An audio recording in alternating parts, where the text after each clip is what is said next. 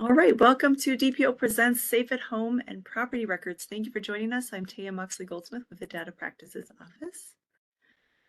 The Data Practices Office, as you probably know, is a statewide resource on data practices and the open meeting law. Most of what we do is respond to questions and provide training on those two laws.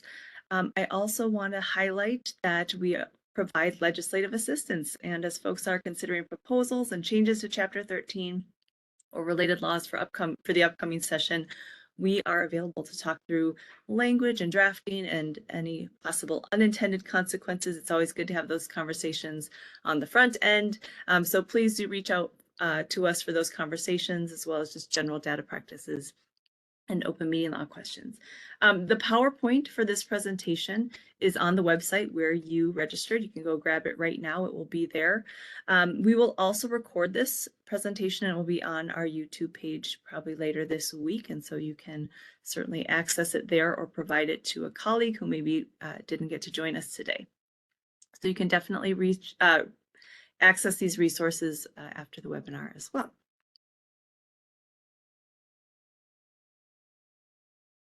Today, we have the good fortune to have the director of the Safe at Home office from the Secretary of State's office with us today to talk about address confidentiality generally, with some specific material about property records. We'll have some time for questions at the end, so please send them to all panelists so we can be sure to see them in the Q&A panel. And you can send them to us at any time, so you can start right now if you'd like. I'm going to turn it over to Diana for introductions and the presentation. So I'm going to give you the presentation.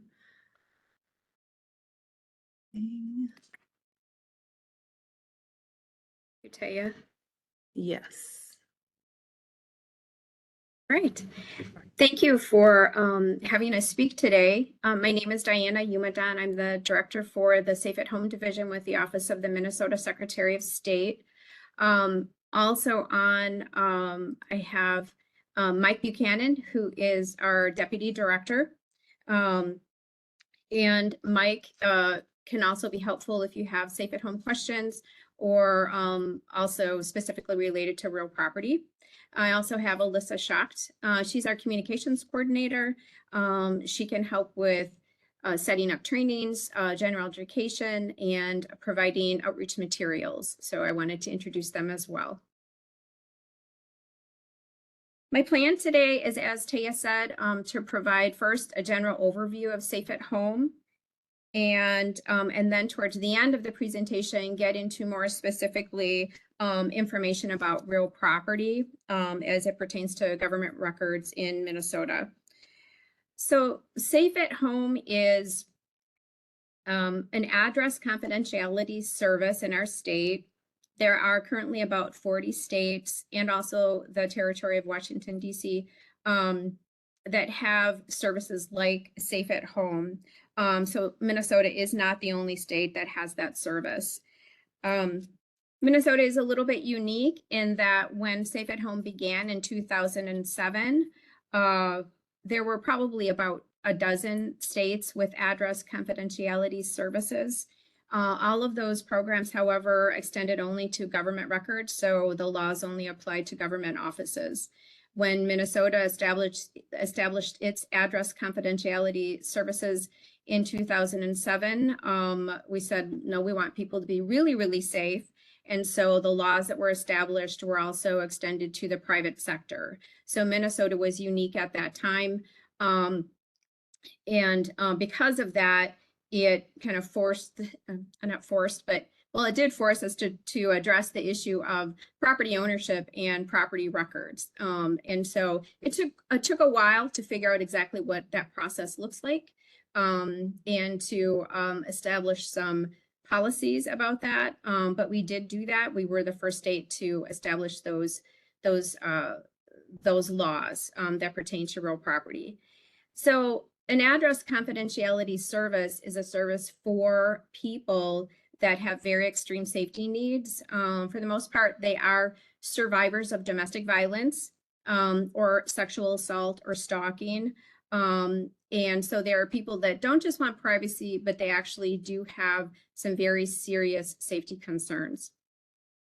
There are some misperceptions about what safe at home actually is. And so I usually like to start off in the beginning by dispelling some untruths and then also talking about what safe at home actually is.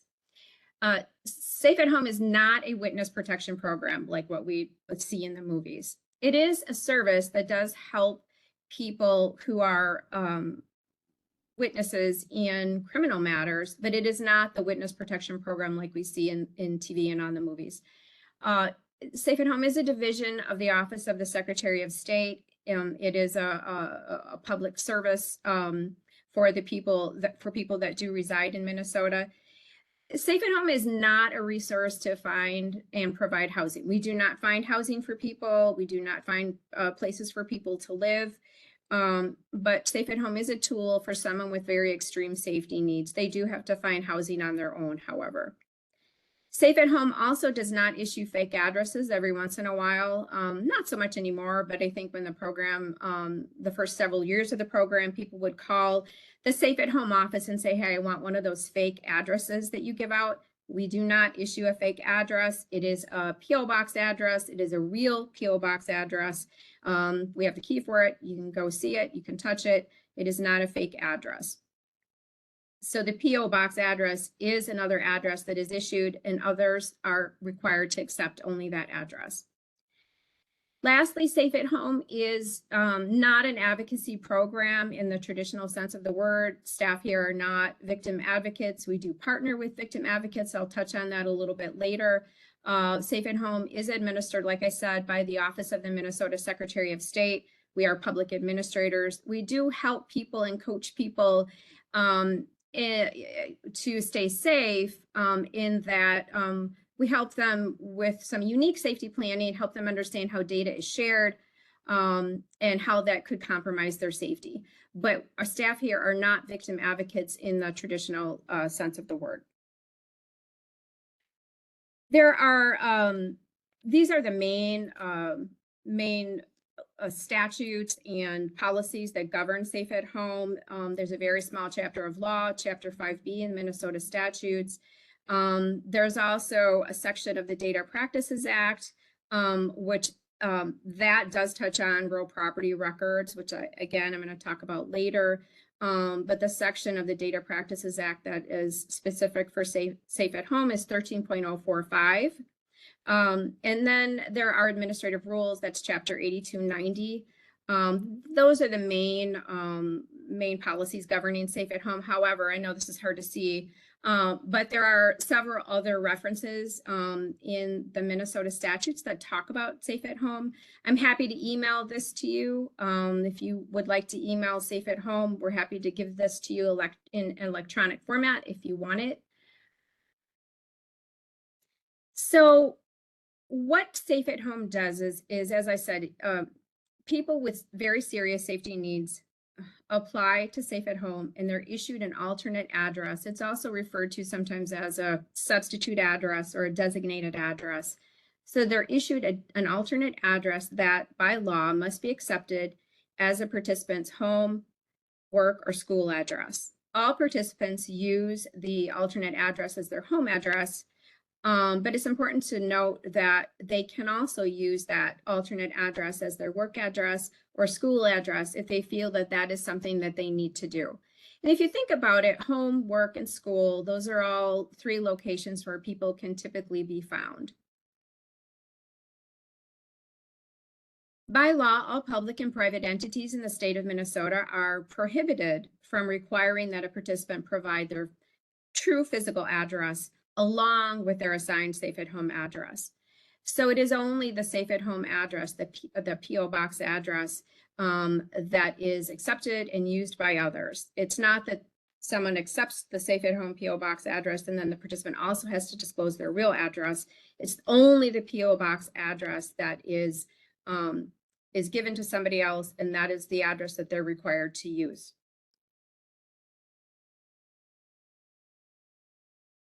So a participant cannot be required to disclose their true address unless they're court ordered to disclose. I'm going to touch on that a little bit later.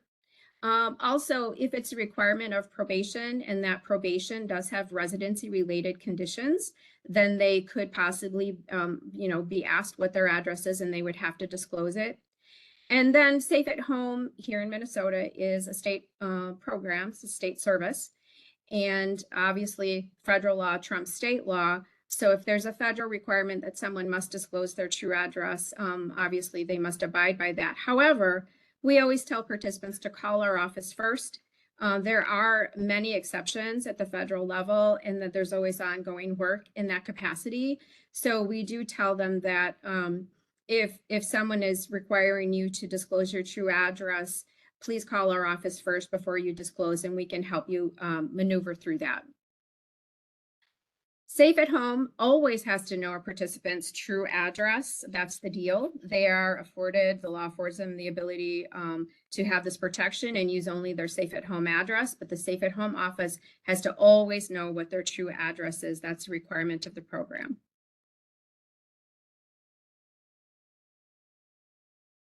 Go back there for a second. So the Safe at Home PO Box address is used for everything, including but not limited to insurance. Homeowners insurance is a little bit different, and I'll talk more about real property later, but they use it for their automobile insurance, their renter's insurance, their medical insurance. It's also on their driver's license. Their employer has to accept it.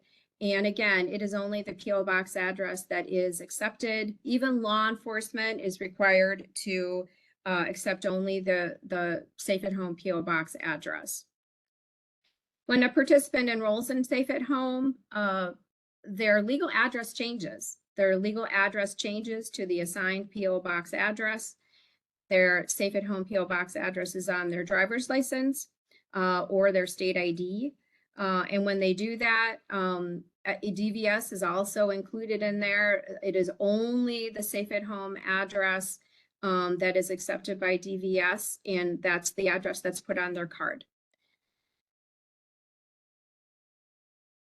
When people enroll in Safe at Home, they assign the Secretary of State's office as their agent to receive mail. I'm going to talk about mail in a minute here. And they also assign the Secretary of State's office as their agent for service of process. Even courts have to accept a Safe at Home address. We do receive service on pretty much on a daily basis on behalf of participants. We accept service through the mail. We can sign for certified mail. We are the agent to receive mail. We also receive service that is personal service, and we have those directions on our website. When we receive service on behalf of an active Safe at Home participant, it's just the same as if it's in the hands of the participant. We call them right away. We let them know that they have been served. And sometimes they ask us to open it because they don't know what it's about or they want to know a certain court date. We can go ahead and do that because we're their agent to receive service and to receive mail. Sometimes they already know what it's about, and we just tell them, well, you've now been served and it's going out into the mail to you today. If there's a court proceeding and someone is saying, well, in this instance, we do need to know what the Safe at Home participant's true address is, there is some criteria. It's under Minnesota statutes, section 5B.11, and that outlines basically it's an analysis that a judge has to walk through to determine whether the true address of a participant is needed in this particular instance. A judge could walk through that analysis and determine that no, the address is not needed in this instance. But a judge could also walk through that analysis and conclude that yes, in this instance, the participant does need to disclose what their address is. But that is 5B.11. So who does Safe at Home help?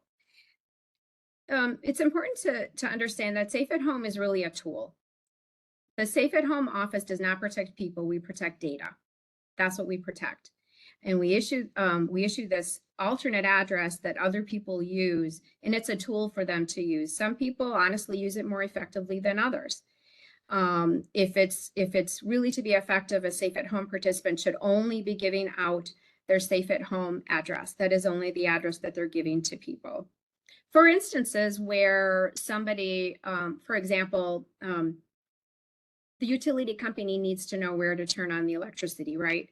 We have worked extensively, and it's always ongoing, working with various companies to establish safe protocol for people to establish those services in a very safe way. Sometimes, for example, with a company, it's one person that the participant calls, and that's the only person that actually knows their true address and has access to their information. So we provide the participant, when they enroll, with all of this information for interacting with parties that actually do need to know what their real address is.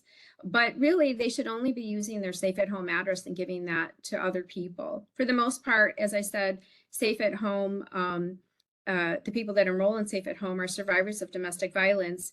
We've been collecting reasons for enrollment since year 2 of safe at home, and consistently every single year, by far, the most common reason for people to apply to safe at home is because of domestic violence.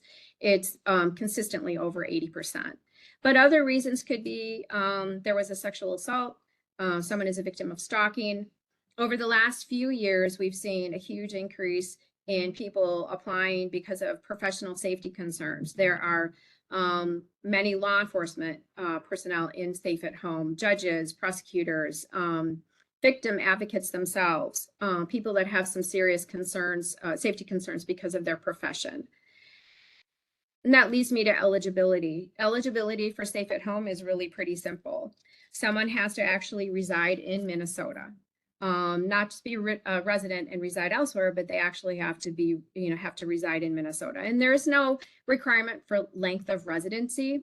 We've had people, it's not like people are coming in droves to Minnesota to enroll in safe at home, but we have had some people move to Minnesota because of safe at home. We had a situation many years ago where there was a woman who was out on the West Coast, and it was a very serious situation, and the police officers that were helping her and the victim advocates that were helping her did research on every single state in the country and researched victim rights laws and the different services, and they determined that Minnesota was the best state for her to move to. So they all chipped in. They bought a plane ticket for her and a plane ticket for her son, and put them on a plane and shipped them to Minnesota. When she arrived in Minnesota, she immediately went to a domestic violence shelter where she applied to Safe at Home that same day and enrolled in Safe at Home. So there is no, and I say that story just to point out that there is no length of residency requirement. It's just that someone needs to be residing here. And that could mean even at a temporary residence, like in a shelter, or temporarily staying with a friend or relative. The other requirement is that, as I said, someone has to be afraid for their personal safety or reside with someone who is afraid for their personal safety. And it's not just wanting privacy, it's that being afraid that if a certain person or certain people find them, they will physically harm them or kill them. That is the type of serious extreme safety situation we're talking about. Lastly, it's not so much an eligibility, more of ineligibility, really is what it is. Registered predatory offenders are not eligible for Safe at Home. So the eligibility criteria is really pretty simple. I just want to point out that some states do require people to have an order for protection or have an incident report with the police, meaning something had to have already happened. Minnesota is not one of those states. I actually think that's a really good thing because we can stop things before they escalate, and people can apply to Safe at Home and use it as a very strategic safety tool. People apply to Safe at Home with the help of an application assistant. An application assistant is a professional victim advocate who's been trained by our office and voluntarily partners with our office to provide application services to eligible people. So the eligible person does have to meet and have a face-to-face meeting with that application assistant. They have to talk about the safety concerns. Many times that victim advocate's already helping that person, helping them with a court case or something like that. And safety planning comes up and the application assistant says, there's this thing called Safe at Home. Let's talk about it. This could be beneficial for you. So in that discussion, they actually arrive, have a mutual conclusion that applying to Safe at Home is a strategic and good safety step for that person to take. Safe at Home is not a good choice for some people.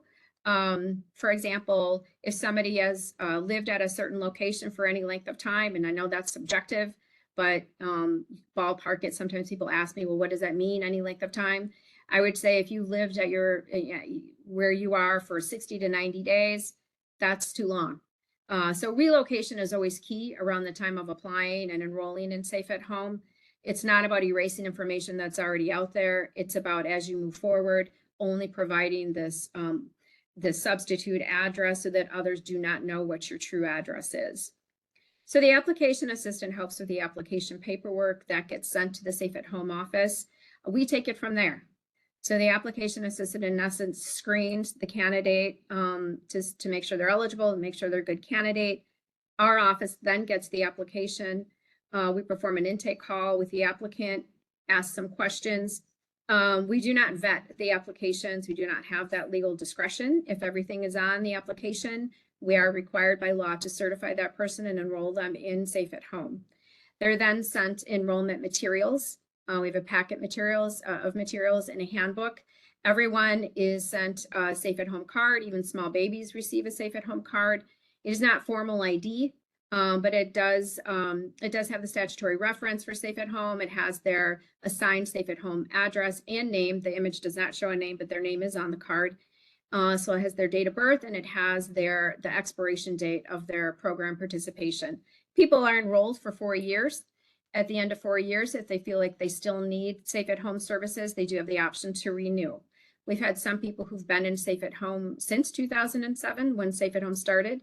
But some people are only in for a short amount of time, and it's, they can withdraw whenever they feel that they don't need the protections of the service anymore. I said everybody does get a Safe at Home card, and then presentation of the Safe at Home card creates a rebuttable presumption that enrollment is valid. So there is only one Safe at Home PO box. All the participants share the same post office box address in St. Paul, but each household, and sometimes even adults within the same household, are assigned a unique lot number. The lot number is unique to that person. If they should get canceled and reapply to Safe at Home, they would get that same lot number. So the lot number is extremely important, and that's what distinguishes one household from another. We have people in Safe at Home that have the same name, so the lot number is very, very important. That helps distinguish one person from another. Again, there is only one Safe at Home address. It's in St. Paul. If you're interacting with someone and they say that they're in Safe at Home, but they give a PO box address in Duluth or Rochester, that's not that, you don't have to accept that PO box address. That's not the Safe at Home PO box address. No matter where somebody lives, their Safe at Home address will be a St. Paul PO box address. By law, senders are required to send a participant's mail to them using their assigned Safe at Home post office box address, even if you do know the true address of the person. That mail must be sent to them using their Safe at Home address. All of the information that we have on Safe at Home participants is classified as private data, except a participant's name and their assigned Safe at Home address. Everything else is classified as private data. It's kept on a secure network within the Safe at Home office. It's completely inaccessible outside of our office. What our office, so we can't tell you any information about Safe at Home participants because it's private data, but we can verify whether someone is an active participant. If you're unsure, you can call our office, give the potential name of a participant and their assigned lot number. We can tell you yes or no, whether they're an active participant. We cancel people every day. We enroll new people every day. We reinstate people every day. So that status can change. If you don't know the lot number, you can give our office the name and the date of birth. So it's name and lot number or name and date of birth. And we can tell you whether the person is an active participant. If you only know the name and the date of birth and you need to know their lot number because that piece is public data, we can tell you what that lot number is.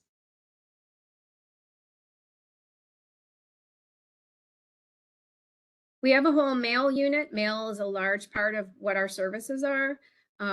If a person is using the Safe at Home as a tool, if they're using it effectively, the only address they're giving others is their Safe at Home address. So their mail goes to the PO box in St. Paul. They do not pick up their mail at that PO box location. Our staff pick up that mail, take it back to our office, and we sort everything according to lot number. We process about 1 million pieces of mail a year, and that's actually growing. We do have quite a large and sophisticated mail room in our office. That's one of the units here. And what's really important, I mentioned the lot number. Every piece of mail must have the lot number and the participant's name clearly displayed on the piece of mail, or it will be returned to sender. There's one exception for that, and it has to do with real property, which I'm getting ready to move into in a minute. But it's really important to know that it has to have their name and their lot number. We are required to forward only first-class mail. So we don't forward periodicals, junk mail, standard mail. And then what we do is we take their mail, we put it in a brown envelope, we put their an address label on it, and we send it to their home. We don't open their mail, but we put their mail in a brown envelope. So if they're using Safe at Home effectively, the only mail that they're getting at their house is mail that's arriving from us in a brown envelope. And that means they're using Safe at Home the correct way. We forward first-class mail. As I said, no periodicals or junk mail. We do not forward packages. The only exceptions is that we will send packages that are being sent by a government entity or medicines that they've told us that they received through the mail. Those are the only exceptions for packages. We do provide them in their enrollment materials, a lot of other options and alternatives for receiving packages. For example, I'm actually surprised how often people can get packages delivered to their workplace, or they can have a package delivered to a friend or a relative. So we provide other ideas for that.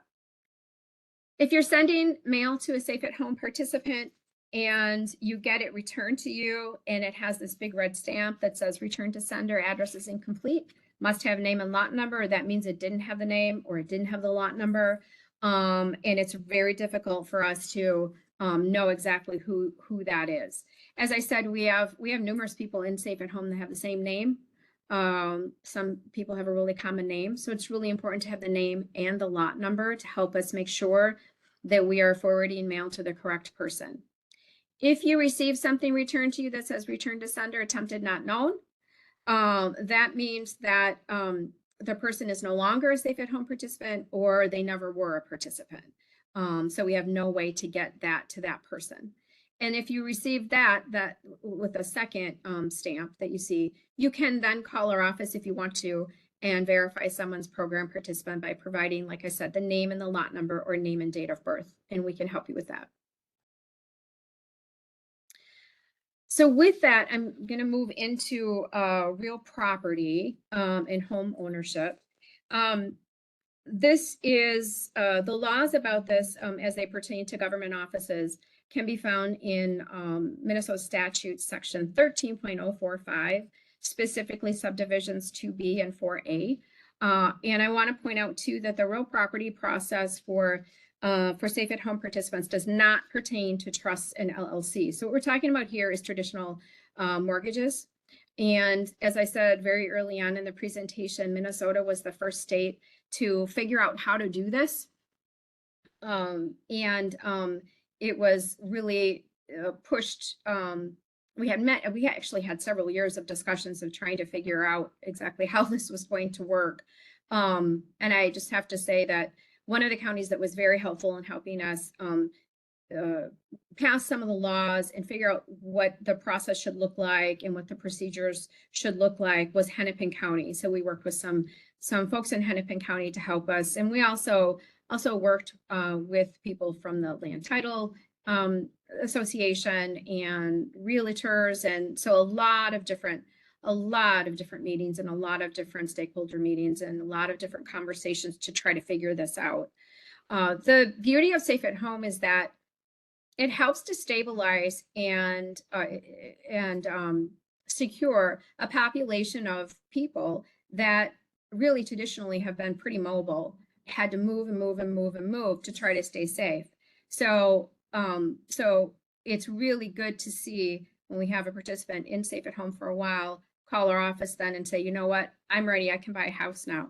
They can stay somewhere for a while. They don't have to keep paying for money to move. They don't have to keep paying for money to put another down payment or not down payment, but security deposit on an apartment. So that's a good thing. That's really good and helpful for people. The Safe at Home purchase process is not easy though. It is very it's complex. It's very cumbersome. There's a lot of onus on the participant themselves, and the laws are not retroactive. A person must already be in Safe at Home before they purchase the property. If someone already owns their house or is already closed on their house and then they enroll in Safe at Home, the process doesn't, we won't even give them the paperwork. It's not going to work. So the Safe at Home participant, they can only get the forms they need from our office. They call our office. I'm going to talk about the steps of the process in a second here. But if the closing has already occurred, as I said, our office will not provide any forms to them. It's because it's too late. It's way too late. What we are encountering and what we've, I wouldn't say it's hugely increasing. I think we're trying to get a lid on it, but it is a problem.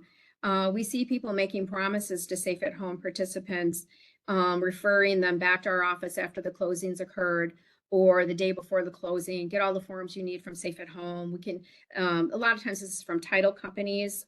So we do have initiatives to do some more outreach with title companies to educate them more.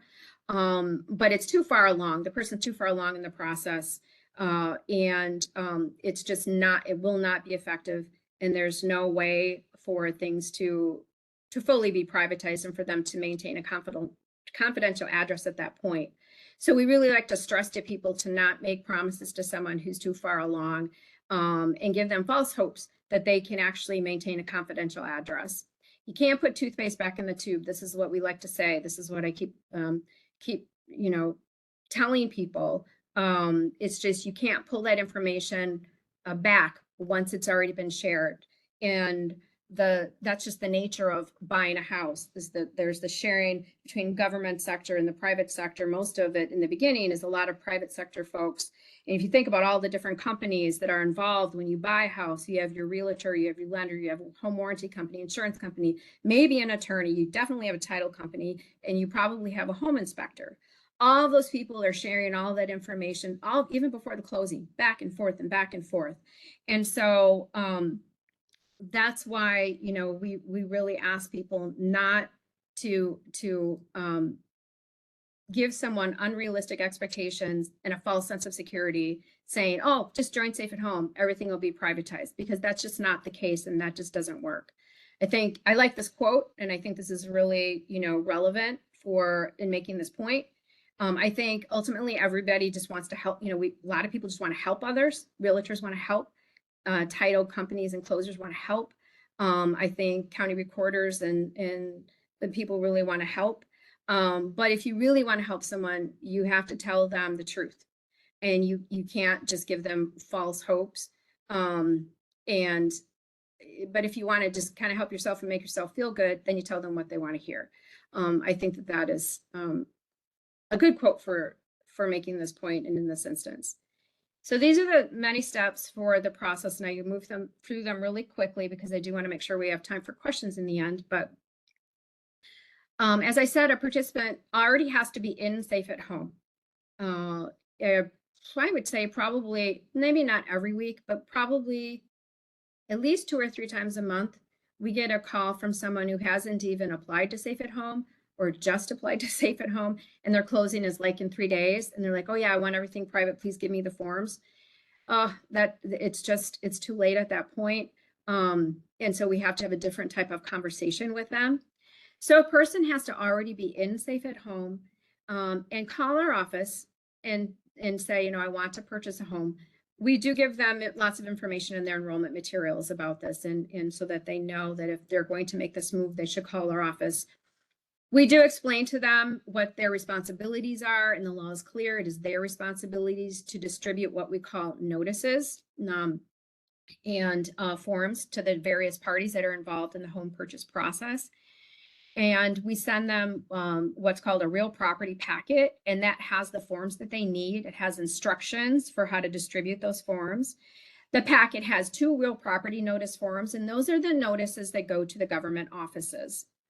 It also has several what we call notice to private entity forms. Those would be for all the private entities that you saw on that previous slide: the realtor, the lender, the private, all the private parties, the home inspector. And so they have forms that they distribute immediately to all of those parties. Ideally, a participant hasn't even signed a purchase agreement yet, and they're already distributing those forms to people. And when a private party receives that form, they are prohibited from sharing that participant's name and the potential property that they're buying unless they have signed consent from that subject to go ahead and share that information. The real property notice forms for the government offices comes in a little bit later. So step 3, a participant, as I said, begins to distribute notices immediately. Step 4, the participant gives the county recorder's office the real property notice form prior to the closing. That gives the county recorder office a heads up that they're going to have these documents coming through and that they're going to have to treat these documents in this recording differently. Normally, that's public information. In this case, they can't do that. Step 5, we also encourage a participant to give their new municipality where they're purchasing the property a real property notice. That's something new. I'm going to touch on that towards the end of the presentation, but that is something new that just began last year. It isn't always the case that the municipality that they're moving to has any real property data. That's the whole point of the real property notice. For example, we had someone recently that bought a house in a very small township, and through conversations, it was determined they didn't need that real property notice because that township didn't have anything. Everyone had a well. They didn't even, administer water services. They didn't have any data on any homeowners at all. So it really wasn't necessary. But a lot of times it's not the case. In the very least, a municipality is going to administer water services, and that's directly tied to the location of that home. So the participant would give their municipality that real property notice. And that is the notice that's referenced under 13.045 that has to do with real property. A copy of the real property notice accompanies the closing documents that are sent to the county. So when the county gets those closing documents, because they've already received that real property notice, they match them up and say, this is exactly the paperwork we were expecting. This is the special case that we have to treat differently. And then the county and the municipality, they are both, if they receive a real property notice, by law, they are required to send a copy of that to the Safe at Home office so that we have that on record.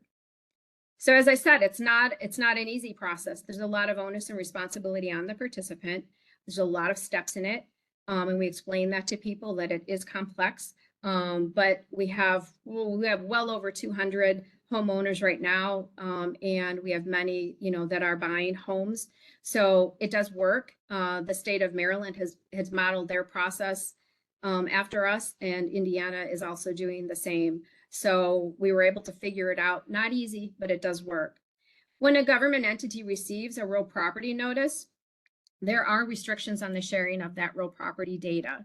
In essence, what it is that government entity, so that municipality or that county recorder's office, the county, on any real property data that is shared or disclosed to another party, they are required to sever identity and location data. They cannot share the 2 pieces of information together, which would identify that person as owning that property. They cannot do that together unless they have signed consent from the participant or unless there's a court order for them to do that. And then the county recorder's office can share information with for the purposes of administering and assessment or tax laws, of course. But to remember, they can't share the 2 pieces together unless they have a signed consent or there's a court order. they are required to sever those two pieces of information.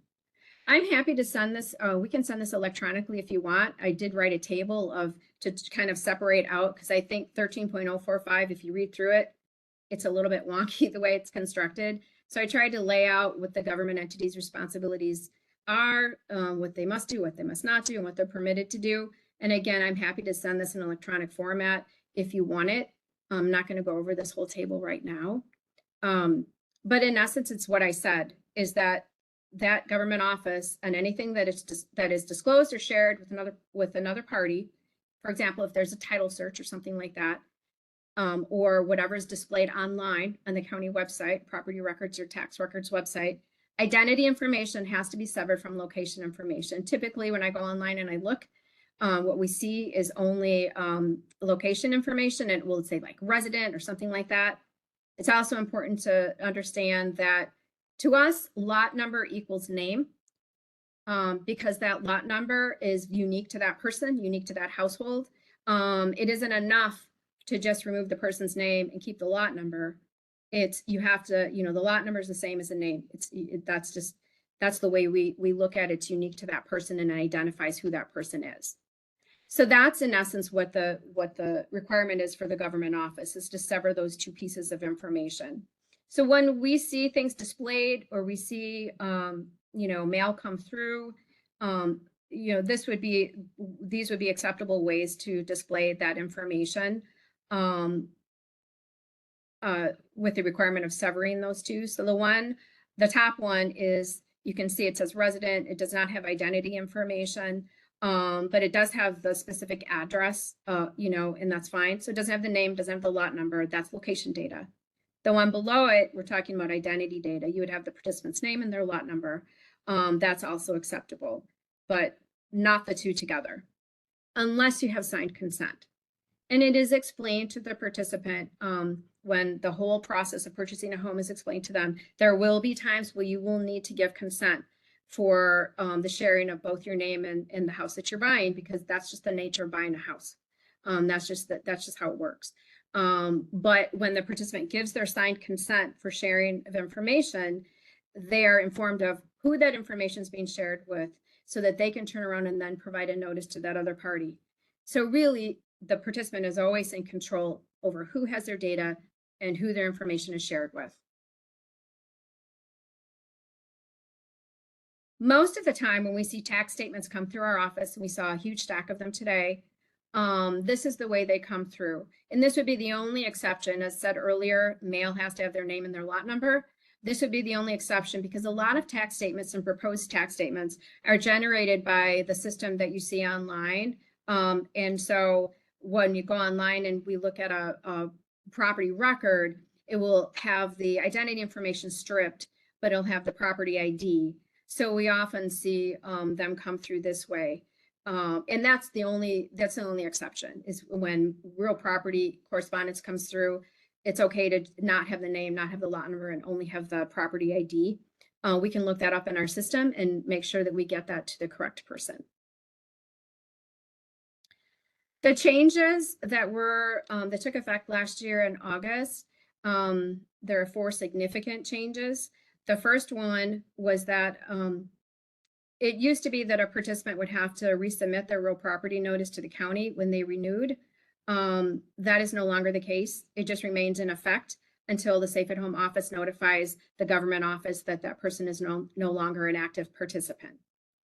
The second change is that it used to be that the participant only submitted the real property notice to the county, but then we learned that there were so many municipalities that had real property data and got involved with taxes and assessments, that was changed to also include their municipality or other government office that did have real property data. The third change is that when a participant no longer holds an interest in that property, the government office is required to notify Safe at Home that they have sold that property and no longer hold an interest. Fourth is that if a participant changes their legal name, and it's not uncommon for participants to change their legal name, they are required to then submit a new real property notice with their new name to the government entity. those are the 4 changes that were significant last year. That was a whole bunch of information, and I think I went pretty fast, but it's time for questions. If anybody has any. Thanks, Diana. Okay, if you have questions, please feel free to put them into the Q&A panel and make sure you choose all panelists. And we will get those and take a look. Here's some information for those of you who are looking for the slides and who have asked about the slides. They are on the DPO website right now. They are where you went to register. If you scroll to the bottom, you can access those slides right now. So those really great slides about what are the government entities' responsibilities and those steps around the property data and Safe at Home. Those are all in the slides. They're available now. You can get them at any time. So again, put your questions in the Q&A panel. We will take a look and post them. I'm going to also put up the evaluation so you can let us know what you thought of today's presentation, but also if you have any ideas of other programs that we should partner with and talk to, things like Save at Home that are involved with data practices, but other people have the expertise on it. Let us know what you think. So I'm going to open that poll and please fill that out for us and please ask your questions as well. Okay, one of the first questions that we have here are there consequences if a private entity shares data they aren't supposed to? So, the private data from the Safe at Home program. If a private entity shares data? I'm sorry, if are there consequences? Yeah, if a private entity shares data that they aren't supposed to. Yes, if a participant has given a notice to private entity to a party, and they share information with people they're not supposed to. There are a couple of exceptions. For example, if somebody lives or works at that same location, they can share some information. But ultimately, if a participant has given a notice to private entity to another party and they share information, that is a misdemeanor. And we tell participants that is, the same as someone stealing your purse or something like that. You report that to police. So it would be a misdemeanor.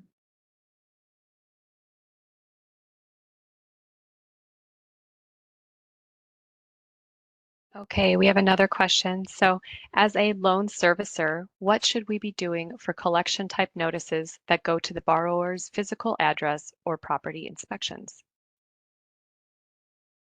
By law, notices must go to be sent to the participant to their Safe at Home address, not their home.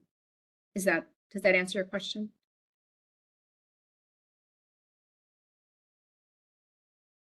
I think so. I'll watch out for another answer, a question to that as well. Thank you.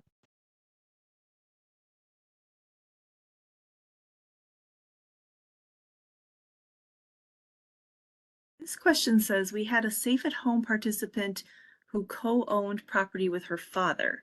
They owned land that had been previously platted using her last name. Example, Jane Doe was participant and she lived at a property with a legal description of Lot 1, Block 1, Doe addition. Law requires notice of the division to be provided within X distance of property address. We did not disclose the applicant's name, but had to disclose property address and the legal description, which included the last name. Was this okay? That was a lot of information. Let me know if you want me to repeat. Yeah. So it sounds like what was made public was location data, but the location data included identity data? It included the last name.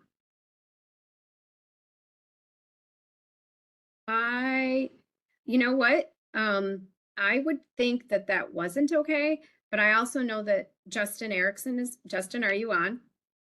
He's probably not a panelist. But okay, that's okay. Sorry, Taya. That's okay. I would think that wasn't okay because you're combining identity data with location data, and those two pieces need to be separate.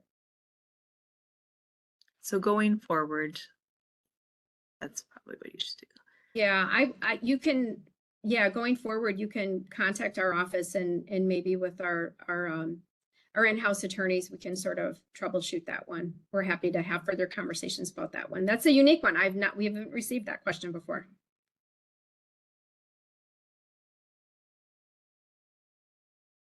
Okay, so we have another question here where the participant is asking that they thought they heard you say that a program participant, could give consent, but what about section 5B.07 subdivision 1 that states, except for a program participant's name and designated address, all data collected, created, or maintained by the Secretary of State related to applicants, eligible persons, and program participants are private data on individuals.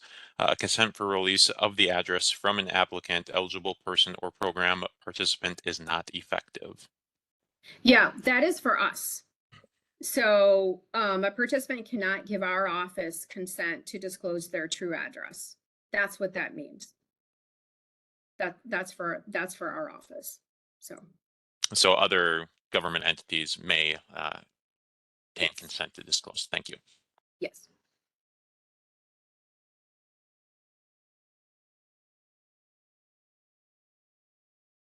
This is just a general question about, could you revisit the data severing piece? Is this something we should be implementing for participant data internally as well? As an organization that has safe at home data, but required to report on data, wondering if we can use the resident, in quotes, with true property address and be okay. So again, we're talking about real property data. And it's the severing of identity data and location data only needs to be done on information that is made public or is shared outside of your office. Obviously, there will be record keeping internally as far as like who owns that and what property they own. But, and as our office tries to stay away from saying, your office should operate this way because, every county maintains their data a little bit differently and has a different, different software, different system. So, it's the thing to keep in mind is that the laws are only specific in that they say, and anything that you make public or share with someone else have to separate that identity data and location data. I hope I answered that okay.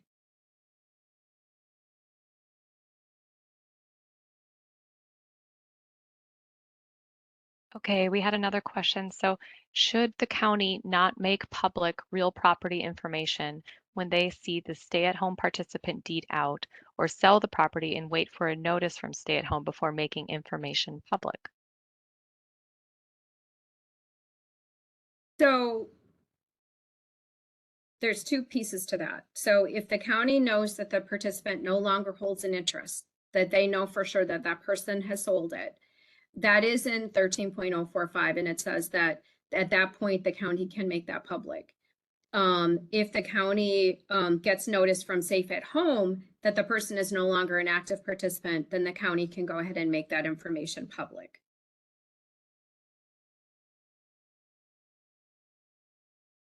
So we have a follow-up question to that loan servicer one. If a property inspection is necessary, do they contact your office to coordinate, or how do they coordinate that property inspection? They do not contact our office. They would contact the participant.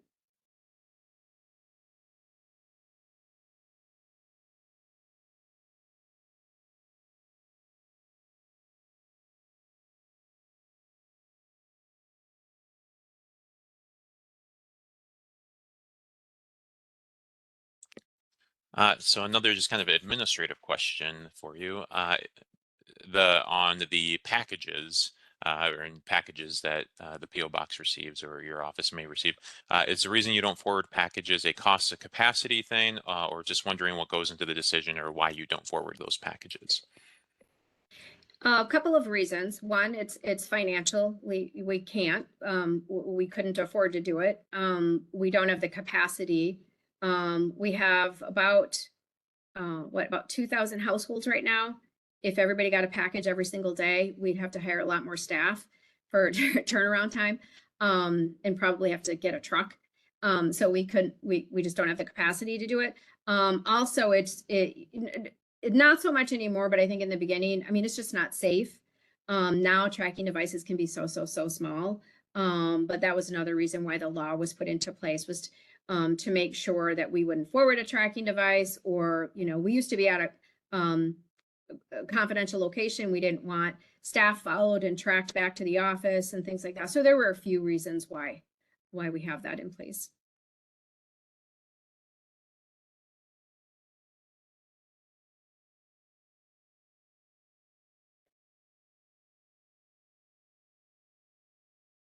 This is another general, just a practical question about how would we notify someone regarding a home inspection? Can we get and keep phone numbers in the file? There's nothing that prohibits that. Sure.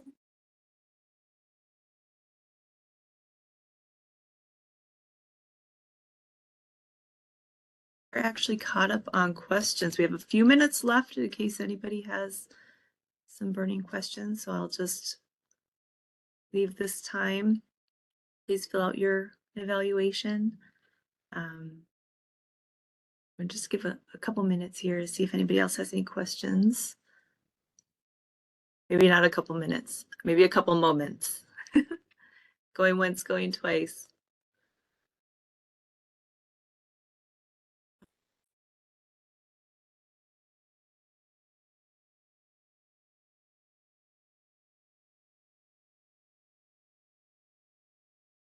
Okay, well, I don't see any. So Diana and everyone from Safe at Home, thank you for joining us today.